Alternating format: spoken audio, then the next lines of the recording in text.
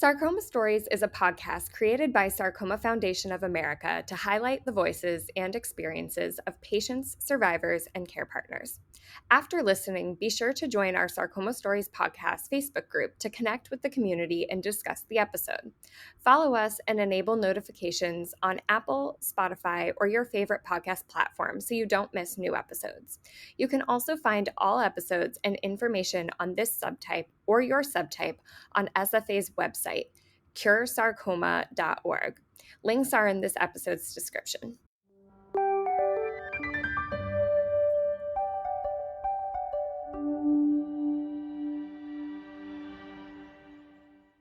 On today's episode, we're joined by Joel and Amanda Stetler, a dynamic couple hailing from California.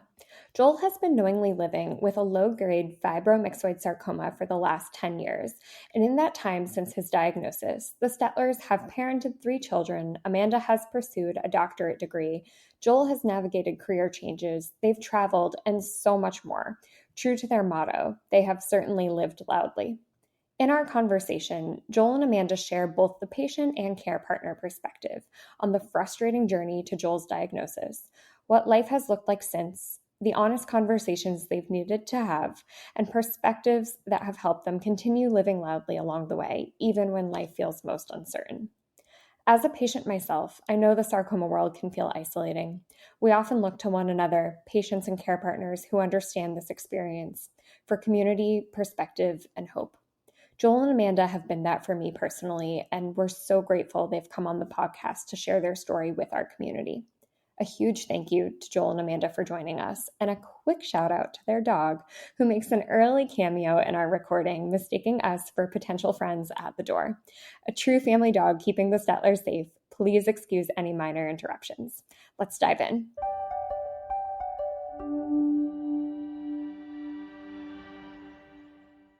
Welcome to Sarcoma Stories, and welcome back if you are a regular listener. My name is Tasha. I'm one of your hosts. Hi, and I'm Brandy. I'm your other host.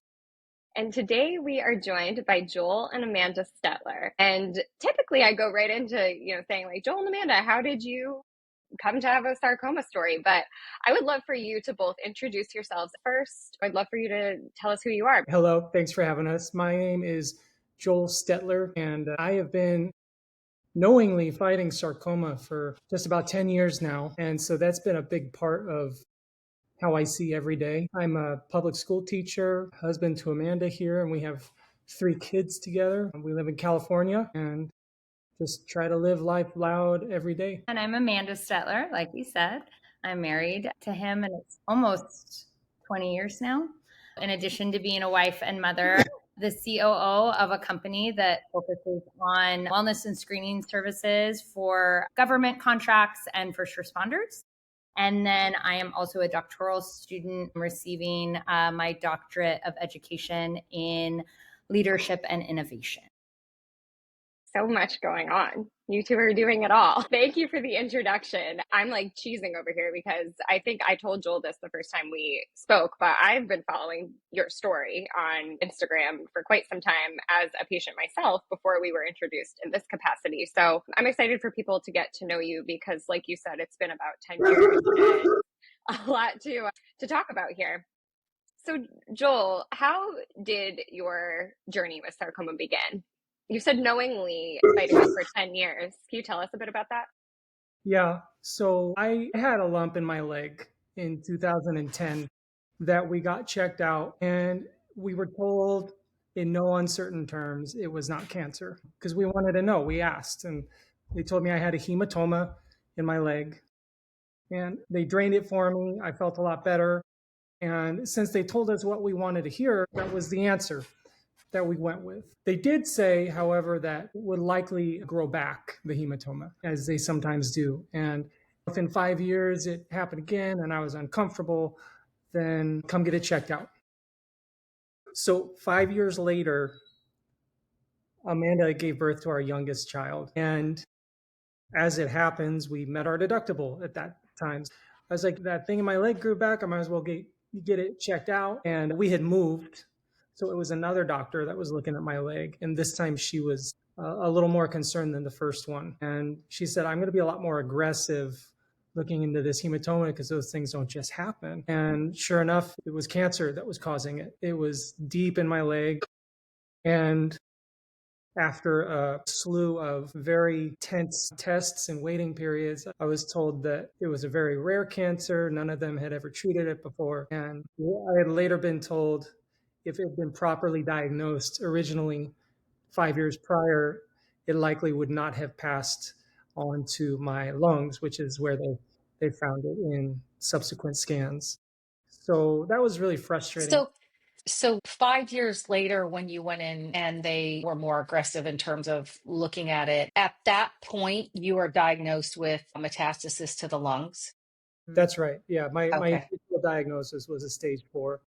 Yeah. And I think to the point and like the different experiences between the 2010 doctor and treatment versus 2015 when he was formally diagnosed was the original surgery that they did on his hematoma. They made probably about an inch incision. The incision the second doctor made in 2015 was about 12 inches.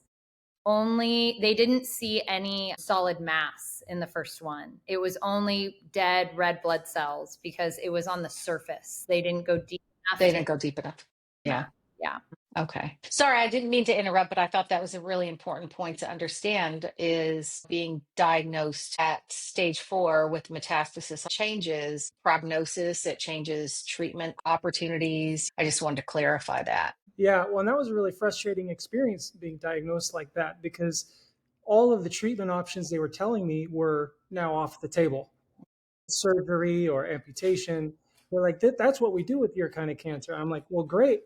And they're like, but we can't do that. So that put me in the position of being in my first clinical trial. So my first rounds of chemo and everything, the whole gamut started in winter of 2016. And that's just how it's been ever since for me. His initial oncologist at the time of diagnosis was wonderful. We had a wonderful experience, the one who guided the clinical trial. This was also a doctor who was very open to trying anything. And I think, speaking from a caregiver's perspective, that was, now looking back 10 years later, even, I'm like, I didn't even realize how important that was, I think, in the moment. But at one point, about 6 months into chemotherapy, he suggested trying a pretty radical surgical effort. Joel had significant metastases to the lungs, but the doctor was like, you actually don't need that much lung to live. And he's like, I think we could try and take a lobe out here, remove the entire other lung, and we may be able to get you cancer free. I remember him saying, we're shooting for the moon with this surgery. So he was very clear that it was kind of a long shot, but he was going to try it. And it was a big turning point because when the surgeon did see his lungs, because up till now we had only seen scans, the way the surgeon described it to me was when Joel was in recovery, he said, I opened him up and when I felt the lungs, because they now were like compressed or they no longer were inflated, he said, I could feel like sandpaper between the tissue. And he goes, that tells me that there's just microscopic cancer everywhere. And the tumors that we're seeing are the ones that have grown. But if we were to take so much lung tissue out and try to get the big masses, it wouldn't leave you cancer free. It would likely just eventually become more, and you would have like significant decrease in function and quality of life. So because of that, they basically just closed him up. I remember after that, it was a really hard moment because at this point they were basically like, unless something dramatically changes in treatment, he's never going to be curable. But it was also like, at least we knew we tried everything. So there was some level of being able to move forward from that space. It was just something where we're like, now we know we're on this road. Yeah. Like, this is the diagnosis and we have to work with what's in front of us. Yeah. This is the journey ahead. It's going to be a challenging one. Well, Exactly. and it was the thing we had been scared of, and now we were there. Yeah. Yeah. So And that what was the subtype that you were diagnosed with, just so our listeners know? So it's a muscle sarcoma, a fibromyxoid was the subtype. and it's low grade. And usually that subtype is more common in young adults. And at the time, 10 years ago, you would have been definitely within that young adult category. I had just turned 32. When it was Yeah. stage 4, but when the mass appeared, like when we first noticed it, weren't you like 627. Yeah. It's younger. Yeah. So right in Yeah. that AYA age range. Yeah. In all the AYA cancer circles, I've always been an elder. And you've had the experience of aging out, which I know is a whole conversation we can get into if you'd like at some point, but that is a challenge on top of being in that category. Right. And so when you were confronted now with the surgery that you thought it was a long shot, but it could possibly make you cancer free, and found out that's not an option, you sat down with your medical professionals, and what did you guys talk about? Well, at the time, just because of my health insurance situation, I had a doctor that I had to see, and my team there was not in favor of this, which is why we had gone to people that were and more connected with research. Can I ask you a quick question? I know I keep interrupting you, but what does a doctor you had to see mean? So I had an HMO through my work. And the attitude within that community, within the HMO, was we haven't treated this kind of cancer. And if we had, we certainly wouldn't have done it this way. So we need to stick with what we know. And what Right. they knew was there's nothing to do, so we'll just make you comfortable. They literally said that to us, and I laughed out loud because I'm like, well, that's not going to be what we do.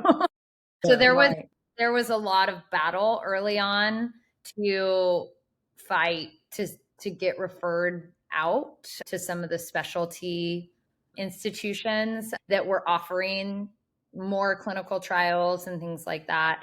Eventually, it did lead to him changing careers and thus insurance as well. So, yeah, let's talk about that quickly. When you say it led him to change careers, how? What did you end up doing?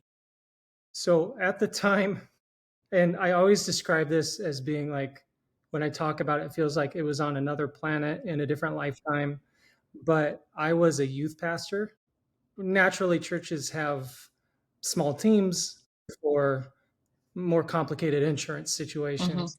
That was a struggle, but Amanda was a quick learner at being a squeaky wheel, and she got it done. She talked the doctor into referring me out for research, where the attitude was very much, yeah, we don't know much about this cancer. It's under researched, and there is no data on your specific type and treatment. So therefore, let's make some data. And that was just an outlook that really appealed to Amanda and me, very much so, because we just, I don't know, there's something about walking into your first post diagnosis doctor's appointment, and you walk in and the doctor's shoulders are like pre-shrugged, like by default he's already given up, and it didn't sit well with us. So to answer your question, cancer is complicated in religious communities, Or it can be. it's such a subjective experience for patients and caregivers and for onlookers, and there's an expectation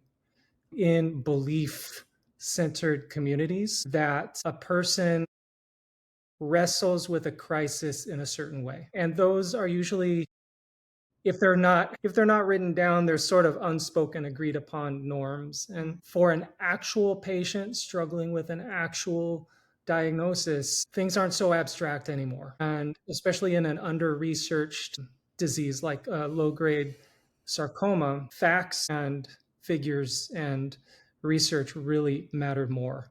So you add to that the fact that I was the youth pastor. My job was to teach young people these beliefs, and cancer was causing me to have to stare those down and really put them to the test. And what I was finding was that just like a cancer case itself, a belief system is a very personal thing.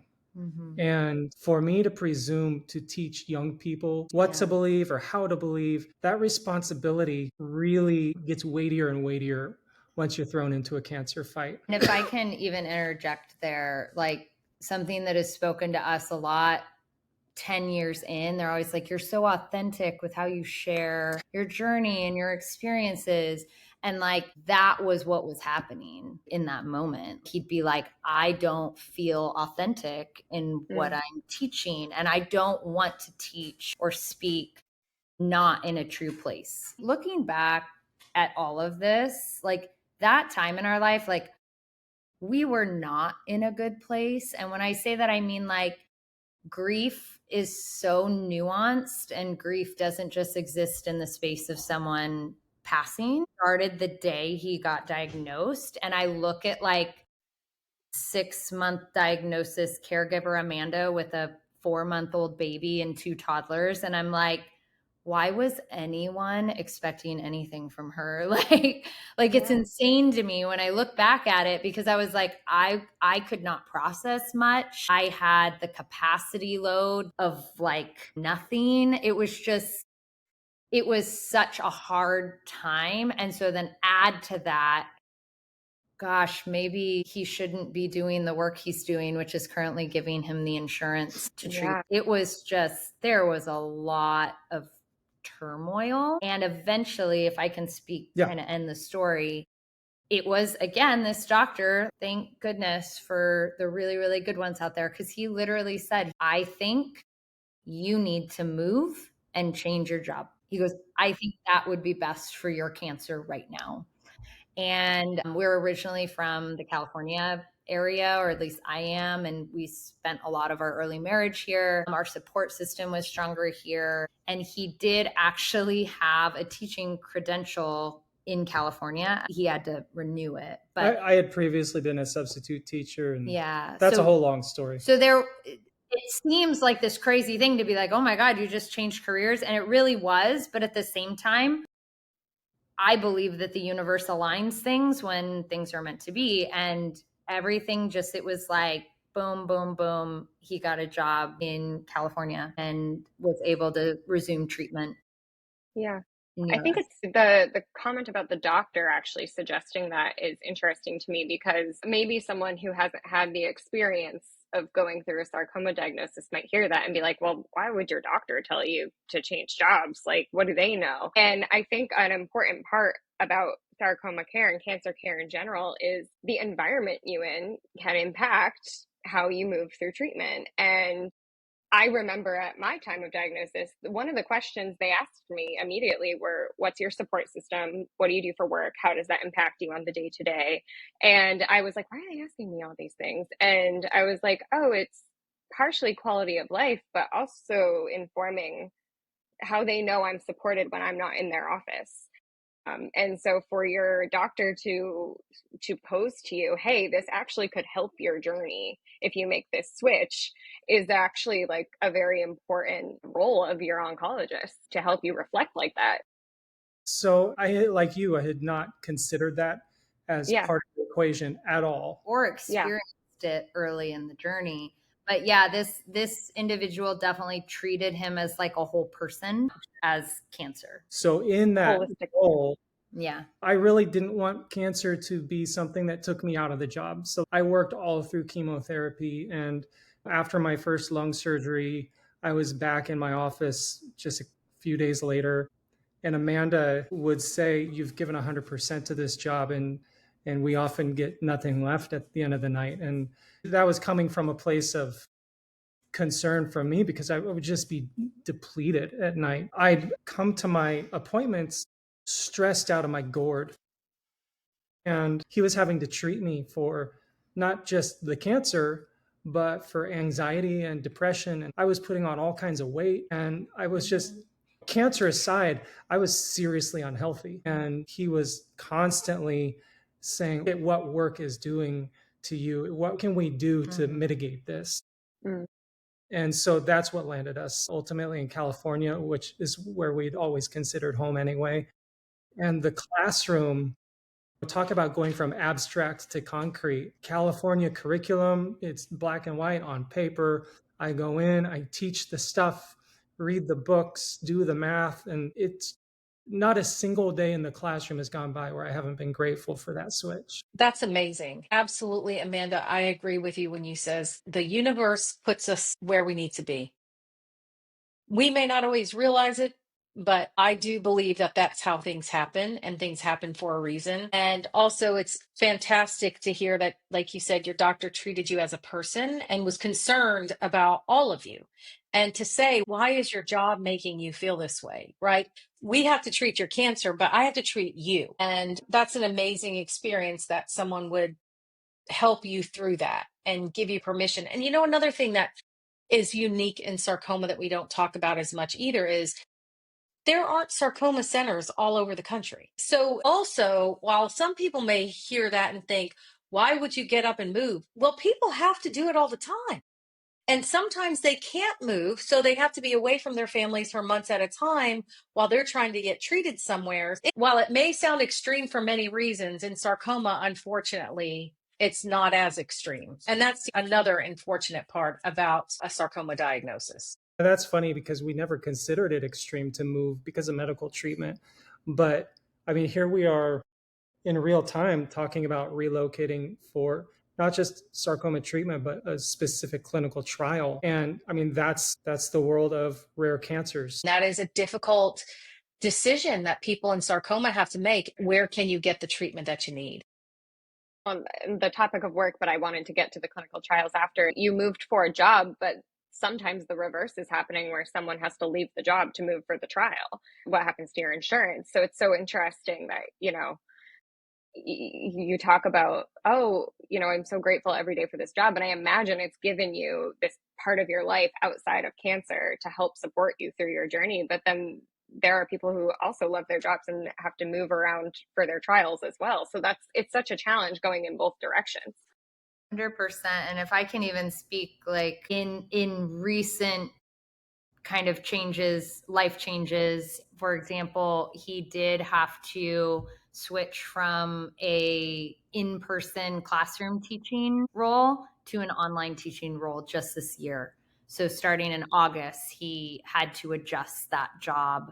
And luckily he had that option. Like we really had to kind of work hard to make that possible. And we can really actually attribute it to our community that kind of rallied around us and helped make that happen. But exactly what you're saying in real time is like he didn't have to leave his job, but like he wouldn't have chosen to move online, like right. If it wasn't for cancer. But that makes it possible for him to be out of, the office technically and be able to go to these different hospitals or things like that. And sarcoma clinical trials are become treatment, right? Because we have very few FDA approved therapies. And for many subtypes, there's literally nothing.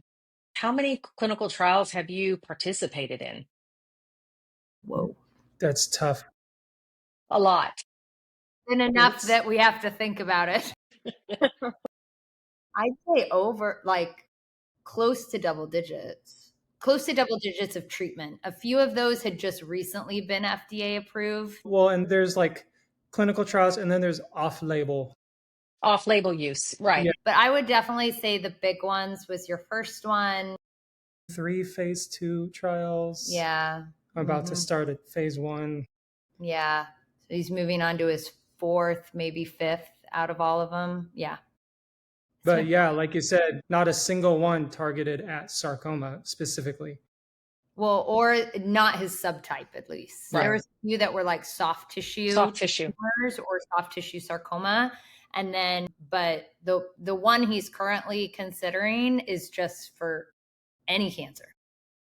When you first were approached about a trial, what was your thought process? Was it, I have no other option, or were there hesitancies and any obstacles that you faced to participate in the trial? Well, for me personally, I mean, Amanda's answer is probably different, but I was not well educated on clinical trials in general. I just understood I had nothing and now there's maybe something. So that's what I wanted to go for. Mm-hmm. Yeah, he was definitely super open about it and excited about it. I never was against it in any way, but I think you phrased it really well, saying like, we don't really have anything else. Cause I remember the doctor just point blank being like, well, it's low grade, meaning it's resistant to chemotherapy and radiation, and it's non-resectable. So those are usually our three options. So clinical trial. And we're like, well, okay. Like, I mean, really, it really was laid out that way, that there really wasn't any other option. It really molds a person's outlook on something real fast when you're told, hey, there's something inside you trying to kill you, and there's nothing we can do about it. And then there's a pause, and they're like, but there might be something. Like, you're all ears once they throw that in. And so I suddenly became very willing because it hit me. And I've been aware of this ever since the beginning. It hit me that all the treatments or medicines I've taken have been built on the backs of people who tried it. And so I guess it's like we're merging on the highway. You give a little, you get a little. And so to play a role in making it so fewer people behind me have to go through those tense conversations in the doctor's office, where for us, it was not just me, it was Amanda and me, and it was our three kids in there looking at that awful CT scan on the wall, being told that their dad had cancer. As many conversations like that as we can take out of the running, I feel good getting to play a part in some form of progress, even if it's just a drop in the bucket. Yeah, go ahead. We're both wow. I know, because that's such a profound way to say it, because it's very true how participating in these trials may not help me, but it may give us some sort of research, some sort of data, something that may move us forward and give us progress in the future.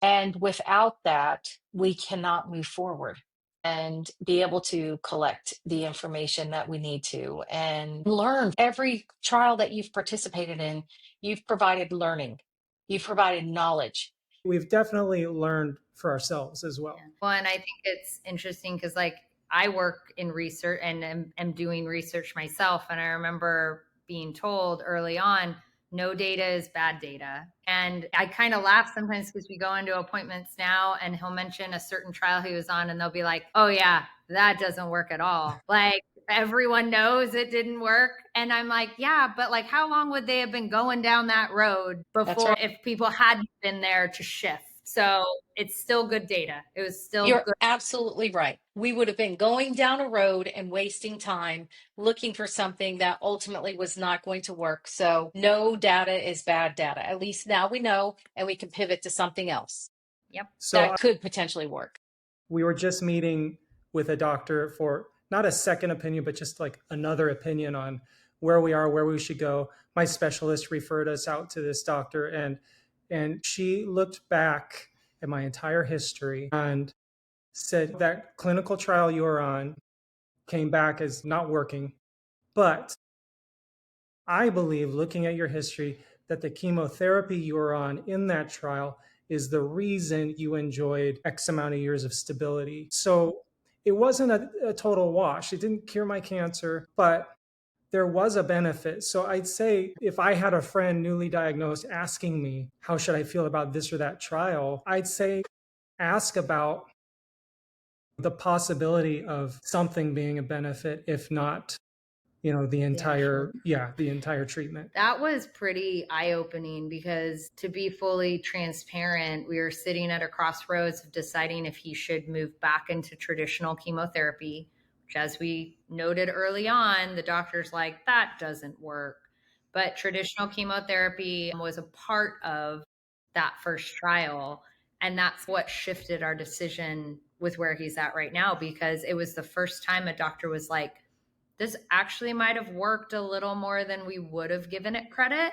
But at the time, what were they crediting? They were crediting the other drug. The immunotherapy trial. Yeah, right? Because they were like, oh, it seems to be behaving more stable. And now looking back, they're like, oh, well, it definitely wasn't that.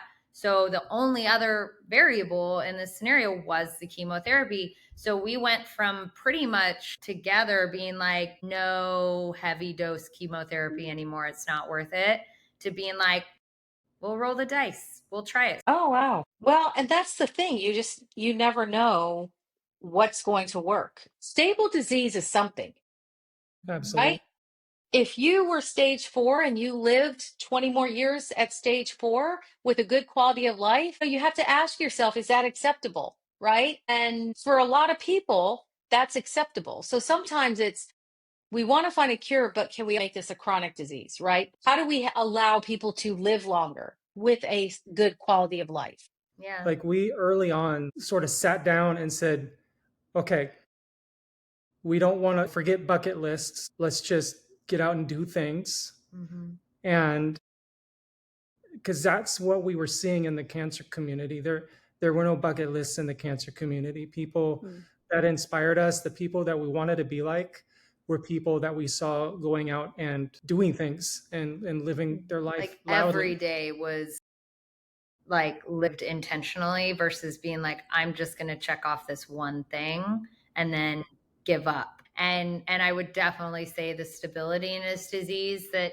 does appear to have been brought by multiple drugs and chemotherapy, or not chemotherapy, but clinical trials. I mean, and we have to remember in the cancer world, when we say stable, that just means that it didn't progress, what was it, 20%? So it's definitely always been progressing, but we have had to get the chance to do significantly more because of that slow progression and some level of control. And we're very, very grateful for all of the medical professionals and researchers that have made that possible.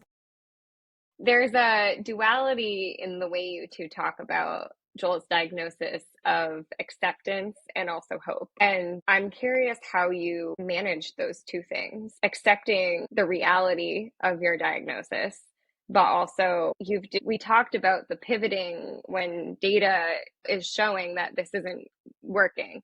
But you two are the king and queen of pivoting as well throughout this whole journey. And to do that consistently, I think you also have to have a little bit of hope. So what does that kind of mean to you both? How do you do that?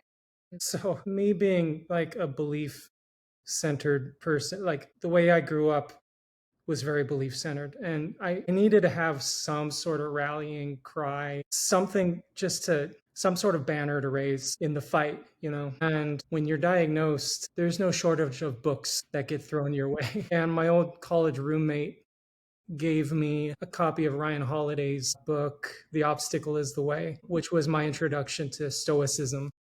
And I'll always credit Ryan Holiday for getting me started on that in the fight, because in that book, I was introduced to the Stoics like Seneca, Marcus Aurelius, and so on. And Ryan Holiday talks about how it's okay to just accept things as they are. Sort of, it is what it is. So, like, I have cancer. That's one fact. So you don't say I have cancer and it's bad, because now I'm taking a fact and I'm attaching baggage to that.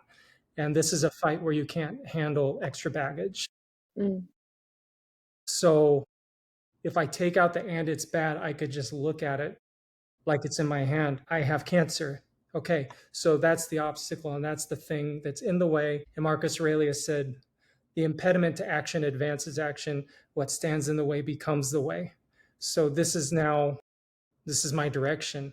Once you take the baggage out of something and strip it of all emotion, it becomes something that's much more possible to contend with. And once I accepted that, I looked at every other difficult thing, like the career that was wearing me down, or parenting, or financial struggle, what have you. You can look at it and take all of your feelings about it aside and just observe it. And you can pick it apart, not subjectively, but objectively, and find a way through it. Right. So that was, like, for me, the backbone of every decision in the fight. Not decisions about medical care or moving, but decisions on how I interact with whatever is being said to me, or whatever I'm reading about my case, or whatever is being pumped through my medical port. I think what we both really took away from is that acceptance in our situation, I think a person from the outside would be like, and that's a hopeless situation, right? If you're going to accept that, it's pretty hopeless because they've very much laid that out. But something that has always been a part of our relationship was early on, we love endurance sports. Back before he had cancer, we were runners and we would do long distance running. He would do ultra marathon type events. And there's this like acceptance in that sport where like pain is going to be there. We're not trying to avoid it. Difficulty is going to be there. The point isn't to be fast. The point is simply to experience the journey, right? And I know it's a very common metaphor. I think it's why a lot of people who experience things like cancer or grief or loss like turn to distance running, but it overlays so well. And I think that's just how it became. It was like, we're not fighting this. And that doesn't lead to hopelessness. It's kind of the opposite. If we're not feeling like we're trying to fight it, and we're just accepting the reality of what it is, it puts us in a very present space. And there's hope in presence because nothing's being taken from you. Right. Hope isn't a futuristic outlook. It's a very in the moment outlook. I have hope for the experience I get to have right now, right? And the irony of all that journey is you mentioned acceptance and hope, and I think you have to put gratitude into that. Like it's trifecta. And what's so funny is I tell everyone he was diagnosed basically on Thanksgiving. Like right voicemail left the day before. We had to talk to him the day after. It was just messy. And I early in the grief experience of diagnosis was so angry at wholeness and blessings and being thankful for what you have. And I would get really did not like that language. And that kind of road that we just discussed experiencing and walking along with the help of really good therapists and really good knowledge and meditation and mindfulness practices and things like that. The reality is when you learn what gratitude really is, it's that you're grateful for the present moment. And you can be grateful that that present moment is awful because you know it's not going to be there forever. You know it's going to shift. So even the very worst of things, you become hopeful and grateful for the experience because you know that something else is coming. And then when things are wonderful, we're grateful for those because we know that's not going to be there forever. You sort of sit in those moments, grateful for the ability to do exactly that. And like, I'm scared right now. This is what it feels like to be scared. Or I'm in the chemo chair and I'm nauseous. Like, okay, this is what that feels like. And I'm glad to know it. And it's not forever. And you can thank your nerves or your fear or your other feelings for doing their job and informing you that you're alive. I hope sense. Yeah, well, it does. And it's really the entire spectrum of being alive. That's what you just said at the end there, Joel, of you can thank it for existing because it means you're alive. You're here right now. It's truly the full spectrum of being a human. Recently, we've also had to begin the conversation of like, that also still applicable even in approaching death because we've had to have the pretty difficult conversations of like the doctors have given him a number and that still has some variance of course, but I think when early in the diagnosis my greatest fear was what was coming, knowing that we can't stop that but not knowing when. And if I could speak to young me or anyone that maybe is in that fearful place, I think I wish I knew that it was possible to approach conversations and realities like that with that same attitude. So this is what this feels like. This is what this phase is, and this is what we're going to experience, and not from a perspective of fighting it. It's interesting because we use the language like this is a fight, but like there is this like that acceptance and hope can exist even approaching that threshold that you would think you could never feel hope, acceptance, and gratitude in that space either. I'm not saying everyone feels that way, but I've really been shocked at the actual reality that can still exist even as we enter that space at this time. Yeah. They say for an infant, a minute or an hour can feel like an eternity because their idea of time is so unformed. And even as a child, I remember feeling like if my parents told me we were going to go to the park in an hour, that just felt like forever. And it's because kids are so good at living in the moment. They're alone with their thoughts, they pretend and they think, and that just seems to go on forever. And they lose track of time so easily. But as adults with responsibilities, we sort of give up that ability and we don't live in the moment. We live in the next moments or the next hours or days or weeks. And so to do what Amanda's saying and just sit in the moment and point out not just what's going on, like I'm scared right now. This is how this feels. But also, and here's how I'm still going to be Joel in the face of that. And you don't lose yourself. If you find yourself in those moments, you realize you are living in the moment. And that moment is so much more valuable time than just spent being scared or angry or otherwise preoccupied with the disease. Yeah, I do think that is a really important thing that you just said, because it's a scary conversation, and I think it's maybe something we all think of. I know that was one of my first thoughts when I was diagnosed, of when and how long. And for my caregivers, I can't imagine what they were feeling at that time too. But I think it gives permission for people to be scared. And like, we are all so scared of that. And that's why we don't often talk about it. Like, we haven't had anyone on our podcast up until right now say that out loud, of like, that we have had to have that conversation, and it's a scary thing to do. And we're doing it. And with everything else you talked about, with hope and gratitude and presence, it gives people permission to say, this is scary and let's talk about it, so we can have those moments in the present now. I think that's incredibly important. And something else you said, Joel, was it allows us to be Joel and Amanda. And that's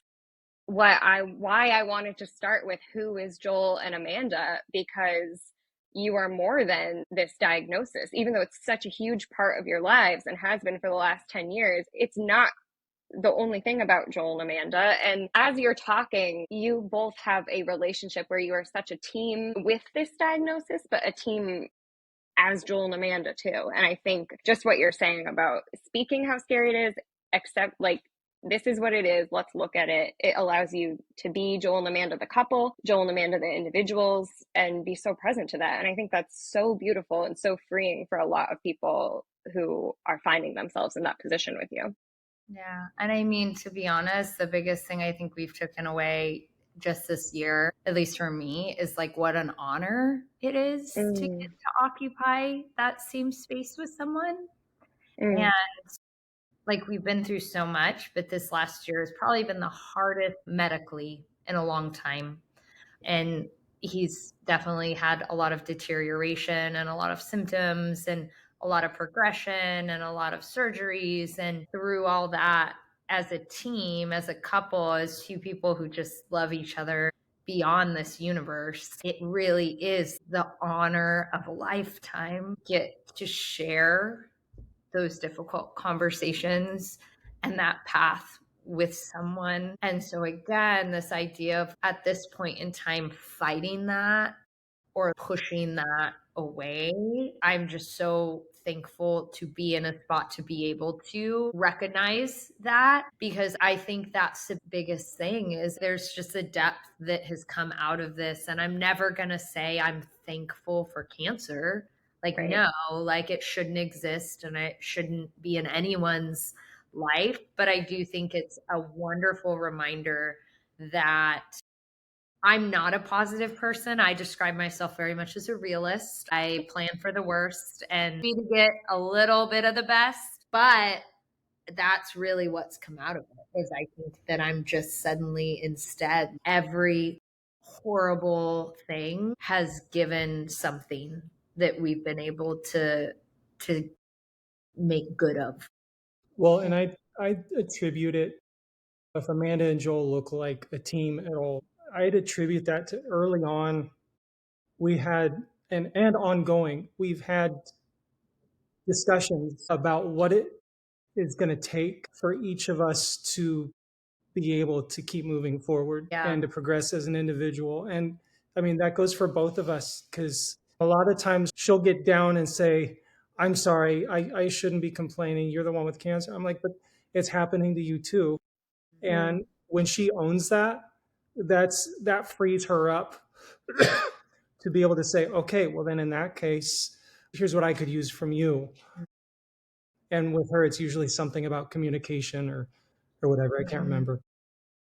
But with me early on, it was like, Amanda, as much as you care to be with me in appointments, that would be super helpful. And I think it's important, if you're in any kind of a partnership after a diagnosis, to have those conversations about like, how are each of us going to continue to thrive as human beings, even among the cancer? That's so important, because this is the part of the diagnosis and the patient and the care partner slash spouse experience that it matters a lot. And I think you do have to have those conversations. And it's another conversation that can be really difficult. And I think you sharing your experience with it gives people permission to have those. And that will only strengthen, I think, the support for both of you. You guys know all cancer cases are totally unique, as are relationships. Yep. Right. And so your post-diagnosis partnership can be what all parties decide they are. Yeah, you have agency. I've heard a spouse that's a care partner say, sometimes you get so caught up in being the care partner, you forget that you're also the spouse. Amanda, I guess that's kind of a question for you, is how do you balance being a wife and a care partner? Yeah, I think that's a great question. And I don't know if my answer is unique to us or could be potentially relatable. But I will say that I think the way he was diagnosed definitely set a trajectory for the way we were able to really maintain what you're saying, like being both spouse and caregiver. And I think it's because right off the bat, quality of life was always 100% a priority. And part of it was because we didn't have much choice, right? It wasn't like, well, we can cure you. It was always, you're going to have to live with this. So all of our decisions early on were always revolved around how are we going to live the best quality of life possible. And immediately, number one on that was we have to like still have our relationship as a couple. And we had really young kids, but again, we kind of moved heaven and earth within a year and a half of his diagnosis to go to Thailand, just the two of us, right? We literally changed our entire budget so that we lived on one income, so that the second income 100% was directed at this. And that's because literally in the hospital, we sat in a chemo room and looked at a map and said, okay, what is as far opposite of this chemo room that we could get, right? And still be on land. And still be on land a little bit. But yeah, basically the opposite, which was Thailand. But that in and of its decision making was because this is going to be a time for us to be partners and spouses and prioritize that. And that almost set a tone. Travel has become really important as a family, and we've been able to do that with our kids. But again, in reference to Joel's, we don't have a bucket list. We just say yes to literally everything that we possibly can. But it gave us opportunities to have these times away where we got to be a couple. Because that's one thing I think is that being away from the city where you're seeing doctors and the medication pharmacy pickups and things gives you this moment of we're just a couple. And so that definitely, I think, was part of it. And that bleeds into every other part of life. Like when you start to have those experiences and they're so meaningful, you're like, well, I want to have this feeling when I'm at home cooking dinner and when we go out on dates. And so I definitely feel like that has 100% never wavered in the caregiving / spouse role. Speaking of your young kids, how have you brought your kids into this journey that you've been on for 10 years? And what are the challenges that you have faced with that, if any? Right after diagnosis, we protected them quite a bit. We would make sure they're not in doctor's appointments, things like that. They were young enough to almost not, most of them don't have memories of Joel before cancer. So it's always been this constant kind of in the background. And so because of that, it's definitely allowed us to have age appropriate conversations regularly. Like it was never anything we hid or shied away from. But I remember for a very long time being very protective that they didn't see cancer as a terminal discussion. And I remember when they reached the age that that began to come up. And so we didn't shy away from it. That's when we talked about it. And while they vary in ages, so each of them have a little different knowledge, we've also made cancer, like, should I say fun? It's sort of Yeah.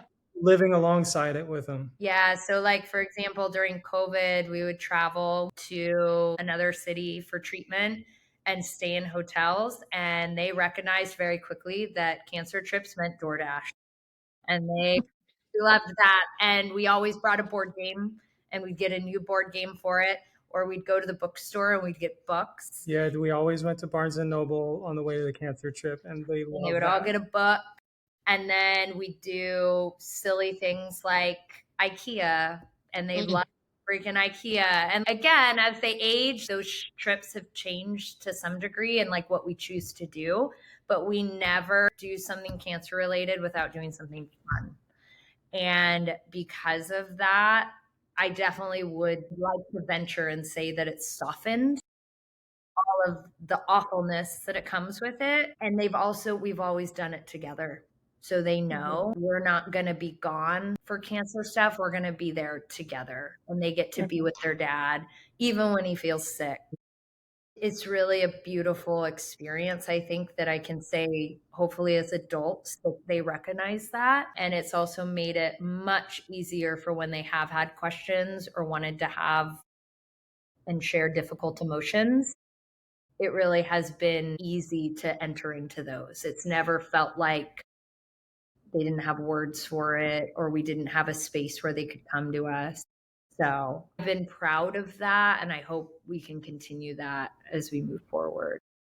You mentioned early on in this discussion, we think about grief after the fact, but we don't talk about grief throughout the process. Can you talk about that for others who may be experiencing it and not even realizing it and not even putting words to it like you have? Well, I very much credit the acknowledgement of the grief process as something that has allowed me to heal in real time, despite him still having cancer, right? So I personally went to therapy pretty early on in the experience, to talk therapy. And that was something that my therapist is, who made me aware of that. And the minute I started to see anger as grief, not as, why am I such an angry person now? And almost belittling myself for it or being ashamed of it or hiding it, it was healing. And so cancer is heavy enough as it is to then have all this unresolved anger and depression and bargaining and denial happening and going not acknowledged. So again, I think I see waves of grief still very present, and it'll escalate at times. But naming something, we talked about fear, naming something makes it so much less frightening. And it gives that permission and that space to be like, okay, this is where I am now. And that is also going to shift. And so I very much credit my therapist for naming that. It didn't necessarily eliminate grief. It doesn't change it necessarily, but it feels significantly less heavier, the emotions that you're experiencing in it, because I can acknowledge it as grief. Well, there's just a constant need to grieve with cancer because every day there's something, it seems like there's something new to lose. Yep. And there's so many things in life that you try to do to add value to the experience and add value to yourself and to each day. I've lost running. I probably run my last marathon. Probably never going to ski or snowboard again or surf. And it just got started on that. And like all these things that I wanted to do to add value to my life and to who I am and the overall experience of being Joel. And I don't get that anymore. And most recently, I've lost the classroom. And I had a lot of pride in telling people I taught third grade. And with that, though, there's so many experiences where, because of the cancer, I'm told who I am to people. And they tell me, something I said or something I wrote that mattered to them, or they tell me something meaningful about my kids or something they saw my wife do that was so cool. And I'm realizing I've gotten to see my own funeral, like, all the people trickling in, and they don't know it, but they're paying their respects in a way when they do those things. And what a gift to live that out in real time. And so while I've lost all those things, the prize is still there somehow. Mm-hmm. And I don't understand it, but there's just a gift in the grieving process of, okay, so I've skied my last run and this is what that feels like. And yet every day there's somebody that says something that puts wind at my back. And that's something, and that has value. You take the grief process with a grain of salt and you accept what you can't change and hang on white knuckle to what you can. I really appreciate that response as someone living with a sarcoma diagnosis. I've heard before the saying, like, the only time all of your people gather for you is your wedding and your funeral. And I have always thought, well, then how lucky am I to have experienced a cancer diagnosis where I've also had the experience of everyone gathering for me in my lifetime. And the way you just described that honestly makes me a bit emotional because it is something to gain. We don't all go through life and then have our funeral knowing how people feel and think about us. And so to experience that is a gift in a way that I wouldn't wish on anyone, but feel very, I guess, lucky to have in a way. So I've never heard someone actually put that into words like you have. And that's really special. Yeah. And it's one that, like, I don't think it's a gift I deserve as a person. Mm-hmm. It's sort of like I got even in the midst of the ugliness, I got like a cheat code and can just kind of see people's thoughts. And I'm grateful for the people that have shared and reached out. And I try to do the same, knowing that when someone's talking to me and, oh man, I'm hearing this and wow, thank you for that. And because I don't know, it's such an easy gift to give somebody. Like, why not? It's all these gifts that, you don't need a cancer diagnosis to learn, but it does really highlight it. And partially why I enjoy having these conversations is because if somebody else can take away something from it and not have to experience cancer to go about life being generous with their words to others and being kind and living presently without the imminent diagnosis on them, I hope people take that away. I've always felt that about my own diagnosis, but I do hope that it's a gift I can give others through what I've experienced because it has given me that presence too, like you talked about. So I don't know if you feel similarly, but. Definitely. Now, Joel, I also know that you are a stand-up comedian. I dabbled. How does your love for laughter and comedy and being funny, how does that play a role in your journey?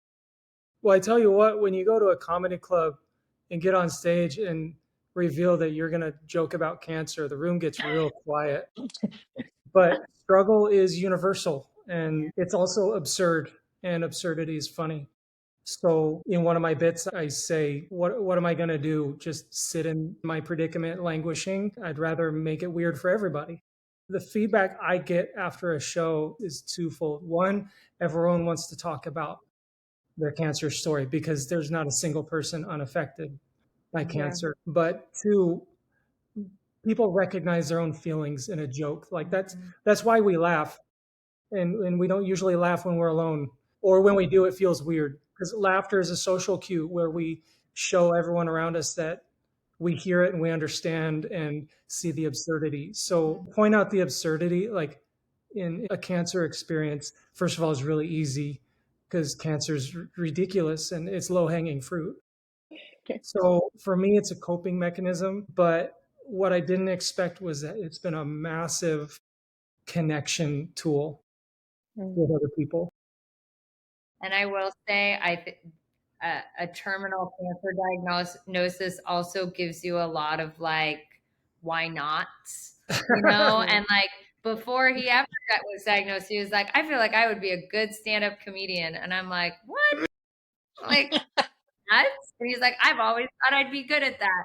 So like the fact that he's like, I'm just gonna do it, like that is very much came out of cancer, right? Because I think we're so afraid to put ourselves out there or how people will see us. And when you don't really have a lot of time left on a clock, you're very much like, why not? So that's something that absolutely contributed, I think, to that path now. Yep.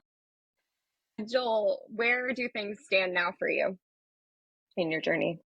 Okay, so I feel like I should point out the elephant in the room, and that's I'm not so great at talking without coughing anymore. My voice is just so totally different, and it's not from overuse. My lungs just, like, the best way to describe it is they feel angry all the time. And the need to cough is always there, and it's never productive. They're just inflamed. And this is from the metastases, and he's had significant pleural effusions in the last year to the point of inserting catheters so he could have fluid drainage. So there's just been so much done to his lungs that even just from last year, this time to now, symptoms are definitely having progressed.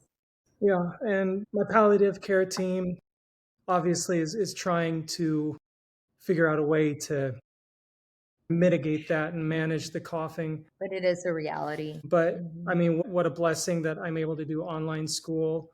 I meet students one-on-one. They all know the situation I'm in, so they're very patient and gracious with me. But when I meet with my students, they don't care. I mean, they care. They're nice, but it's no sweat with the coughing. Whereas in a classroom full of kids, it was very tough to raise my voice to a level where everyone can hear me.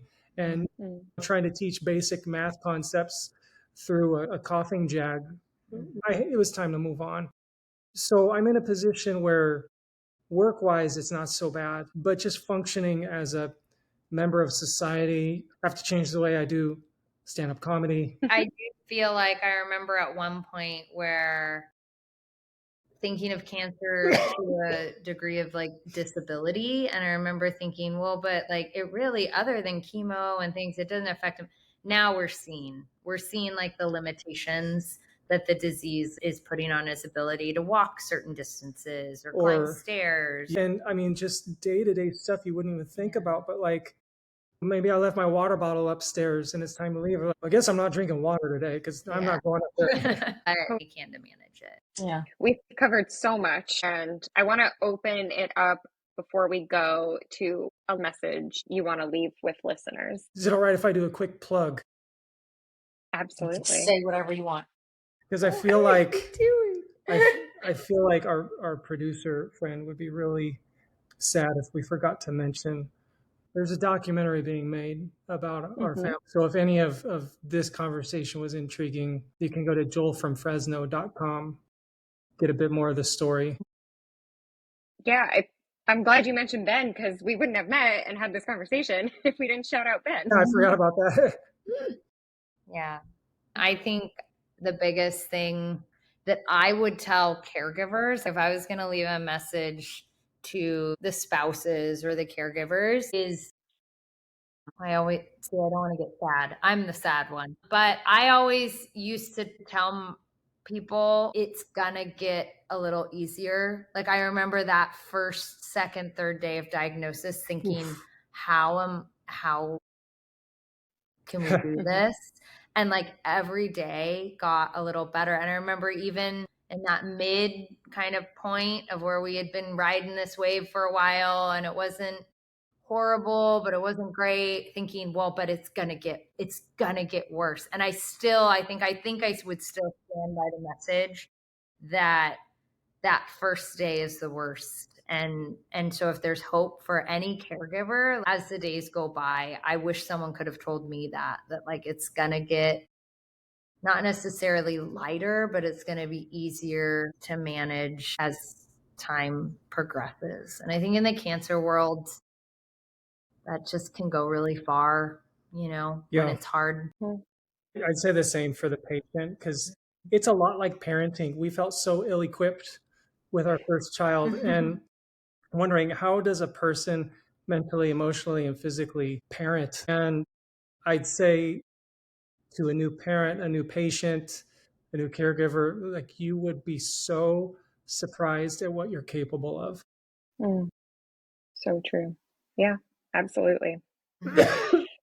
I'm sure there are people listening who want to follow along on your journey. So where can listeners find you both? So we are both most active on Instagram. Hey, Mr. Stetler with the dreaded underscores in between. Same with me, but I'm Rhythm and Light. Amanda, I think you are Rhythm and Light, like as a human being. Right? That's a very appropriate Instagram handle for you. Yeah. Well, it comes from a cool story. You can edit this out if you don't want it.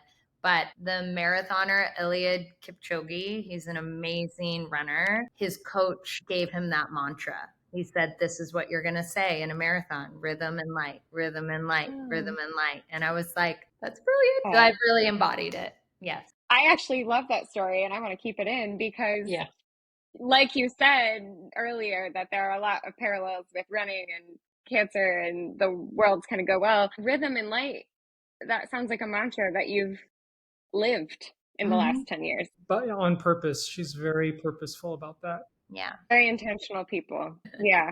It is a joy to talk to you. So thank you so much for joining us, for setting aside time to speak with us and to share. It really was such a gift to have this conversation with you. Definitely.